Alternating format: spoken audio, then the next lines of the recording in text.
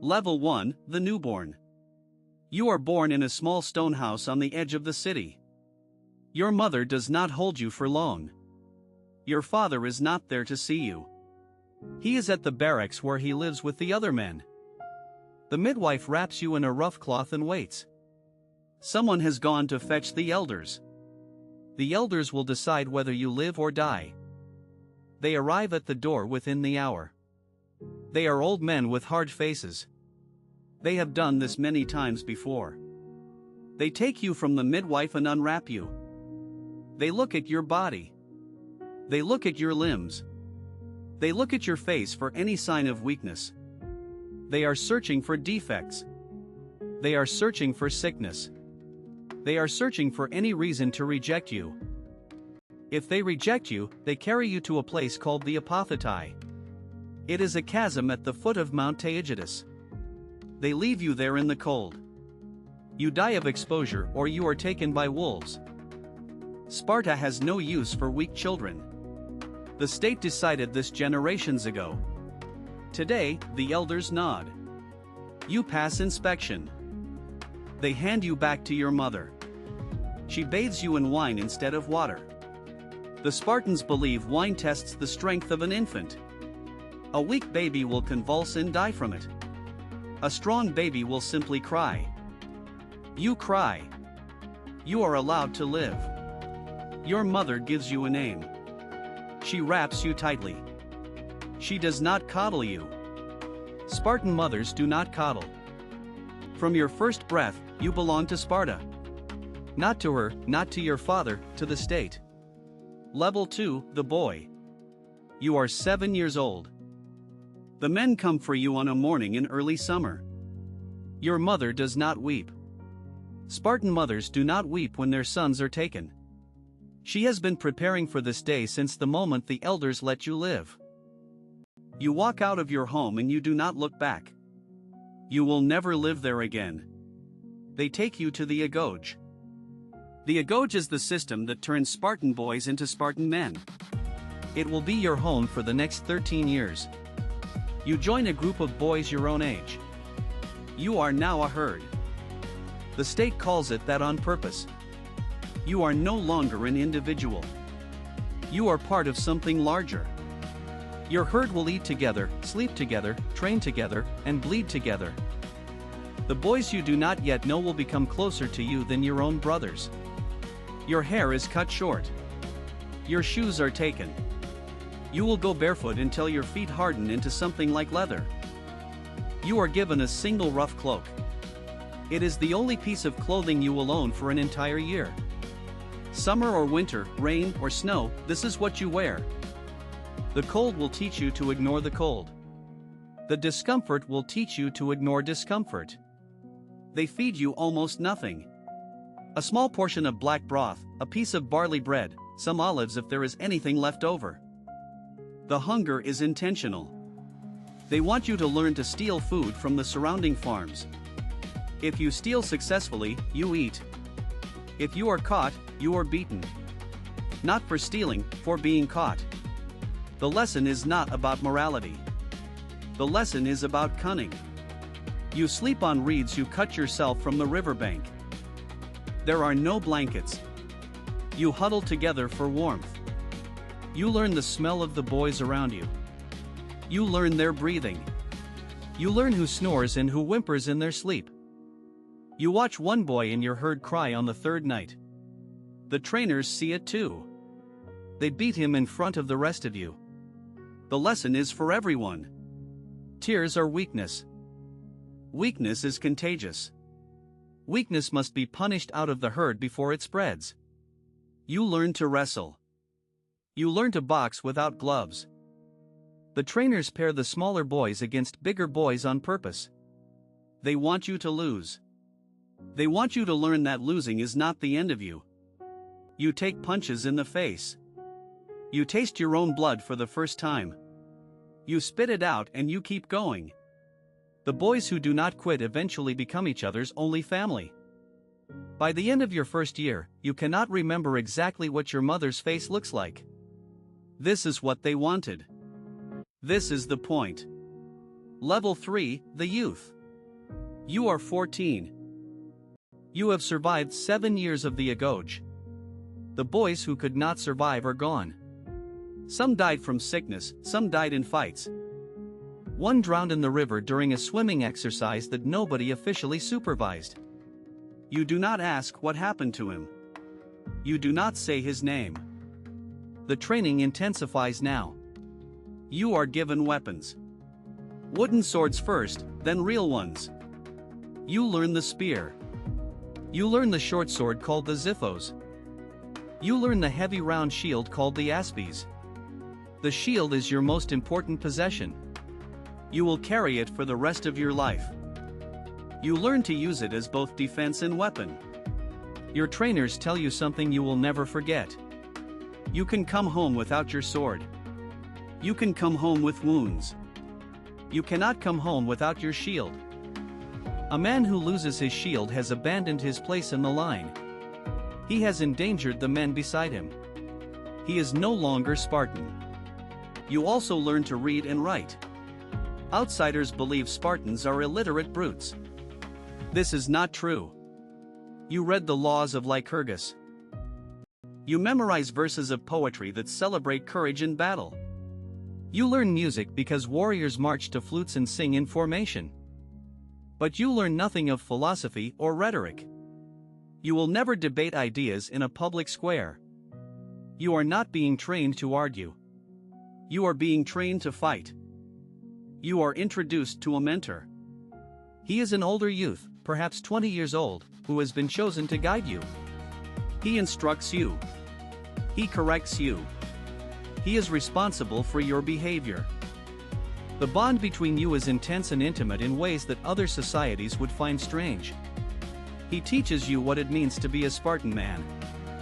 You are taken to the festival of public flogging at the altar of Artemis Orthia. Boys are beaten with rods until they bleed, and sometimes until they die. Crying out is failure. Flinching is failure. You watch a boy you have known for 7 years take 40 blows without making a sound. He passes out standing up. The trainers carry him away. He never trains with you again. You begin participating in the Cryptia in small ways. The Cryptia is the secret service of Sparta. The older youths are sent into the countryside to live off the land and to terrorize the helots. The helots are the slave class who farm the fields and grow the food that feeds Sparta. There are far more of them than there are of you. Sparta keeps them in line through fear. The most promising youths are sent to murder helots in the night. Not because they have done anything wrong, because they look strong. Because they look like they might lead a rebellion. You watch this happen the first time and you do not move. You watch it happen the second time and you understand. You begin to understand that your civilization is built on the bones of people you cannot see as people. Level 4, the young warrior. You are 20 years old. You have completed the agoge. You are now eligible to become a full Spartan citizen. But eligibility is not automatic. You must be invited into a syssitia. The syssitia is a mess hall, a dining club of about 15 men who eat together every night for life. The members vote on whether to admit you. The vote is taken with bread balls dropped into a clay jar. A normal ball means yes. A flattened ball means no. Even one flattened ball means rejection. If you are rejected by every syssitia, you become a second-class citizen. Your military career is essentially over. Your name will not be spoken with respect. You are accepted. The men of your syssitia will be your closest companions until death. You eat with them every evening. The food is famously terrible. The black broth made from pork blood, vinegar, and salt is a Spartan specialty visitors cannot stomach. A foreign king once tried it and said he understood why Spartans were not afraid to die. You drink it without complaint. You contribute your share of barley, cheese, figs, and wine every month from the land your family owns. The land is worked by helots. You will never touch a plow yourself. Your only job is to fight. You marry now, but you do not live with your wife. Spartan men live in the barracks until they are 30. You sneak out at night to visit her. You return before dawn. The brief, secret nature of these meetings is intentional. The state wants strong children. The Spartans believed children conceived in passion are healthier than children conceived in comfort. Your wife is unlike women anywhere else in the Greek world. She owns property. She trained in athletics as a girl. She is strong and educated and direct. She will not be your servant. She will run your household while you serve the state. She will be the one who hands you your shield before battle. She will tell you to come back with it or on it. You drill every day. You practice formations until they are automatic. The phalanx is everything. The phalanx is hundreds of men shoulder to shoulder, shields locked, spears extending forward. The man on your right protects your unshielded side. You protect the unshielded side of the man on your left. If one man breaks, the line breaks. If the line breaks, everyone dies. You learn that courage is not the absence of fear. Courage is the refusal to abandon the man beside you, no matter what. You also learn the smaller things that no one talks about. How to oil the leather straps of your shield so they do not crack in cold weather. How to sharpen the bronze edge of your spear so it cuts cleanly. How to walk for 30 miles in a day and still have the strength to fight at the end of it. These are the details that separate trained men from dead men. Level 5, the hoplite. You are in your first major battle. You have trained for this since you were 7 years old. 23 years of preparation for this single moment. The enemy is across the field. They are another Greek city's army. Maybe Argives, maybe Athenians, maybe Thebans. It does not matter. They have come to fight Spartans, which means they have made a serious mistake. You stand in the line. The man to your right has been your friend for 15 years. The man to your left ate dinner with you last night. You can hear their breathing. You can hear the flutes that the Spartan musicians are playing. The Spartans always march into battle to music. It keeps the line steady. It tells the enemy who they are facing. The enemy is screaming and beating their shields. They are trying to work themselves into a frenzy. You and your brothers walk forward in silence. The silence terrifies them more than any war cry. Your red cloak is fastened at the shoulder. Your bronze helmet is shaped like the face of a god. Your shield is heavy on your left arm. Your spear is balanced in your right hand. Your feet move in time with everyone else's feet. You are not a man right now. You are part of something larger than yourself. The lines crash together. The sound is unlike anything you have ever heard. Wood splintering, bronze ringing, men screaming. You stab forward with your spear. You feel it hit something. You do not look. You do not stop. You stab again. The man beside you grunts. He has been hit. He does not fall. The line holds. You push forward. Your shield presses against the man in front of you. His shield presses against yours. The phalanx becomes a single creature, a mass of bronze and muscle and will, grinding forward. The men in the back ranks push the men in front. The men in front have nowhere to go but into the enemy. The enemy line begins to bend. Then it begins to break. Then men are running. The Spartans do not pursue them far. The state does not want you to chase a defeated enemy across the field. Chasing breaks the formation. The formation is sacred. You stand in the field after the battle is won. You are still in line. You look down at your spear. The bronze tip is dark and wet. You look at the bodies. Some of them are men you killed. You feel nothing. You expected to feel something. You will think about that absence for the rest of your life. That night, you eat with your Sisisha. The men talk about what they saw. They do not boast. They speak quietly. They name the dead. The men who fell on your side are washed and prepared for burial. Their names will be carved on a stone tablet. Only Spartans who die in battle, and women who die in childbirth, are allowed to have names on a grave. Everyone else is buried anonymously. The thinking is simple. Only those who died fulfilling their duty to the state earn remembrance. Level 6, the veteran. You are 35 now. You have fought in many battles. You have lost friends. The man who once stood on your right is now buried in a hill outside Mantinia. The man who once stood on your left lost a leg at Tegea and now begs at the city gate. You moved out of the barracks 5 years ago. You live with your wife now in a modest stone house. Your 2 sons are in the Agoge. You have not seen them in months. This is normal. This is correct. You see them at the public festivals when their herds are paraded for inspection. They look at you with the same hunger and pride that you once looked at your own father with.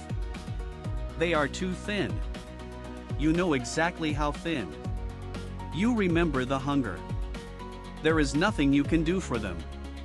To slip them food would be to weaken them. You are part of the running of the city now. Sparta is governed by an unusual system. There are 2 kings, who are both military commanders and religious figures. There is a council of elders called the Gerousia, made up of men over 60 who serve for life. There is an assembly of all male citizens that votes on important matters. And there are 5 magistrates called the Ephors, who are elected each year and hold immense power. You attend the assembly. You vote on questions of war and peace. The voting itself is strange. The Spartans do not count individual votes. The men shout, and judges in another room listen and decide which side shouted louder. It is not precise, but it is fast, and it is decisive, and it works for Sparta. You are a senior man in your secession now.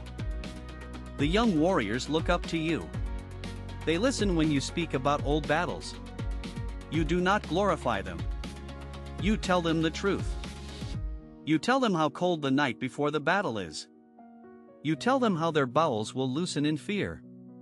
You tell them how their hands will shake. You tell them that fear does not make them weak. You tell them that abandoning the man beside them is what makes them weak. The young men nod. They believe you. Some of them will die in their first battle anyway. You know this.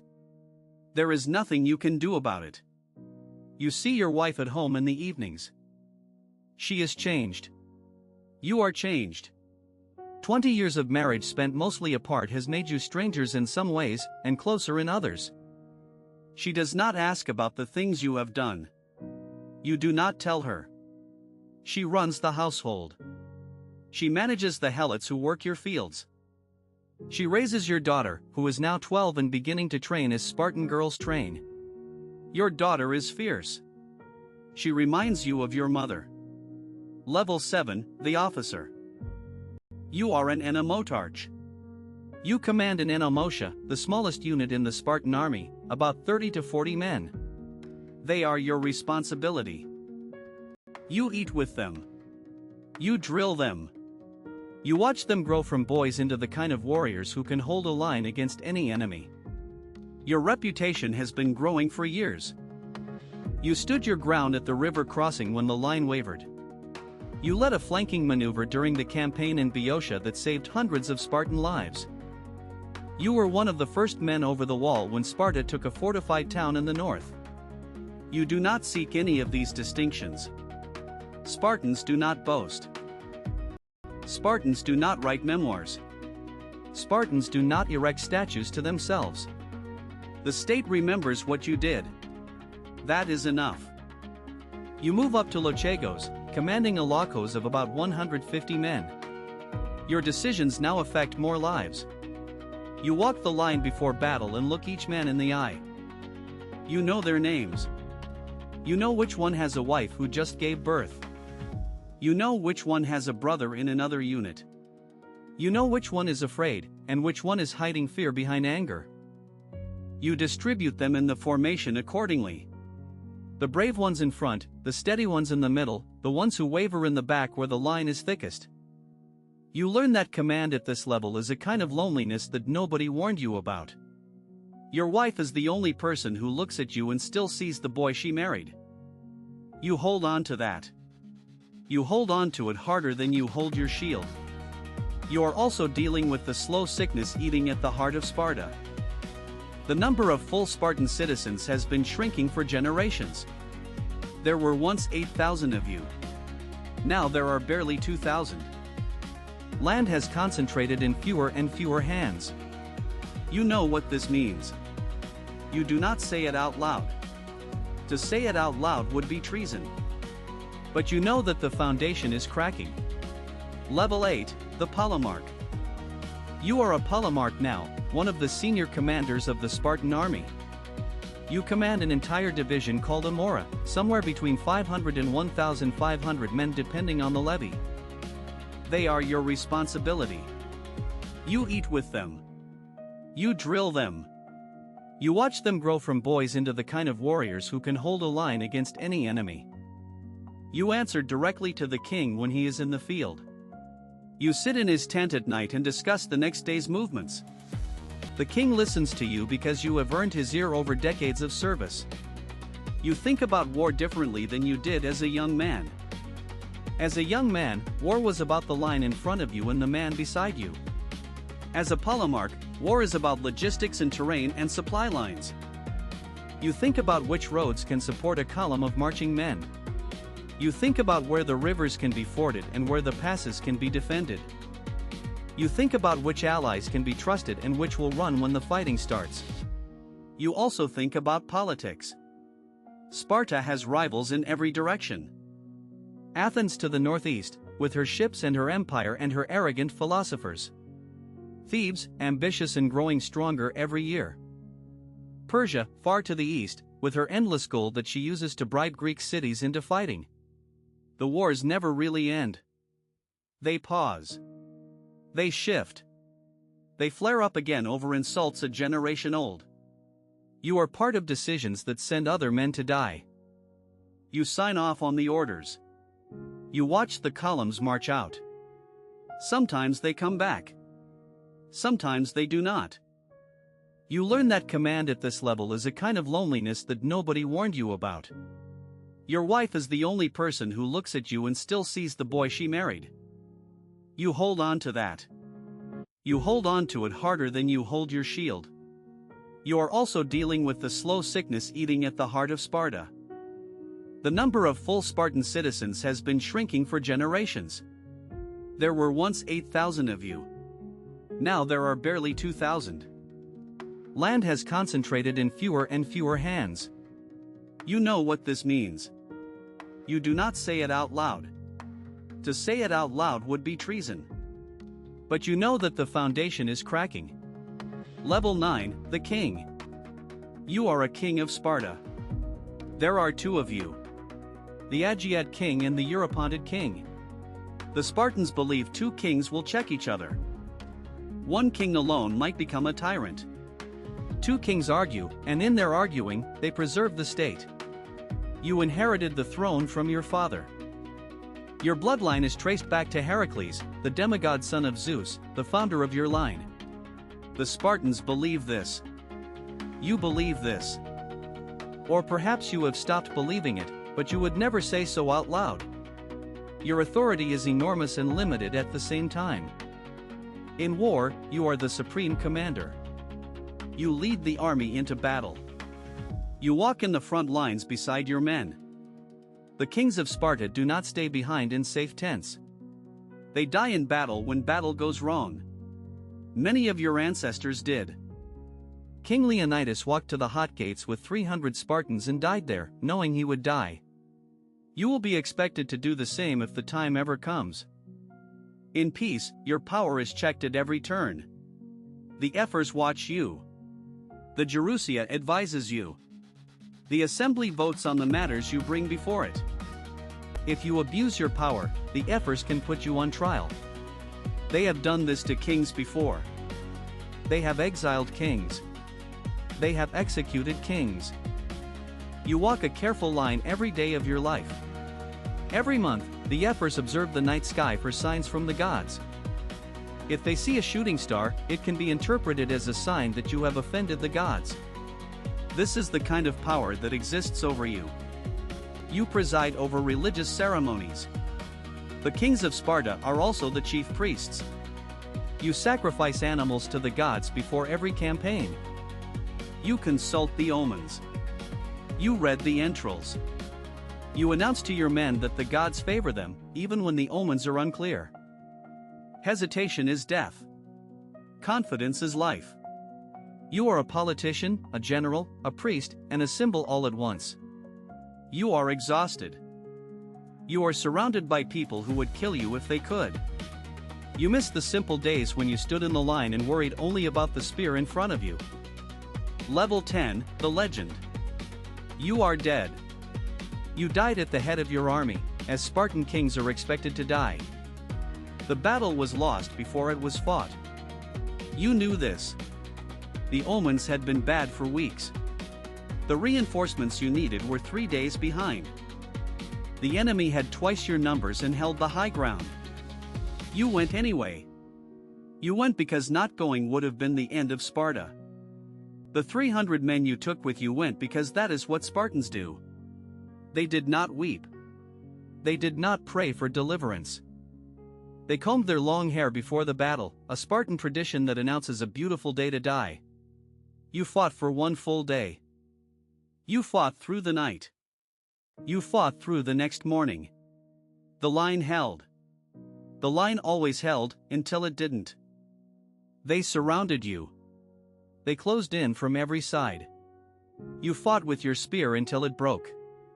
You fought with your sword until it broke. You fought with your hands and your teeth and your shield. You died with your shield still on your arm. Your son will grow up hearing stories about you. He will be raised in the Agoge.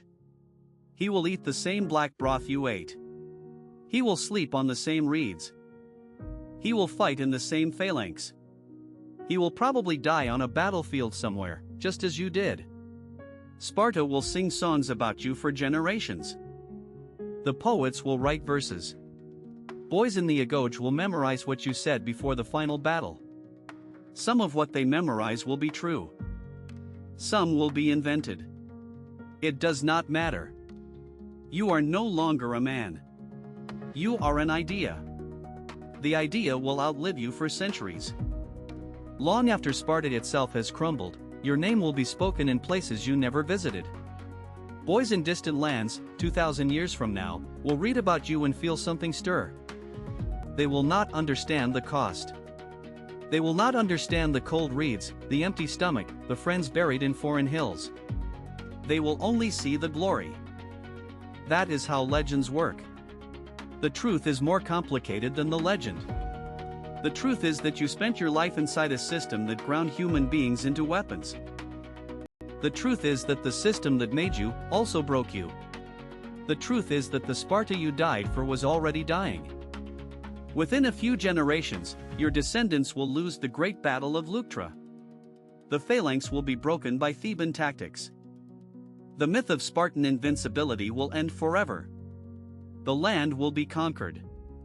The Agoge will fade into nothing. The stones of the city will be carried away by farmers to build walls for their fields. Somewhere, right now, a Spartan woman is giving birth in a small stone house. The midwife is wrapping the baby in rough cloth. The elders are walking up the path. They will inspect the child. They will decide whether the child is worthy. If the child is worthy, the cycle begins again. The boy will be taken at 7. He will be hardened and starved. He will be trained until his soul is something other than what it was meant to be. He will stand in the line. He will marry a strong woman. He will eat the black broth.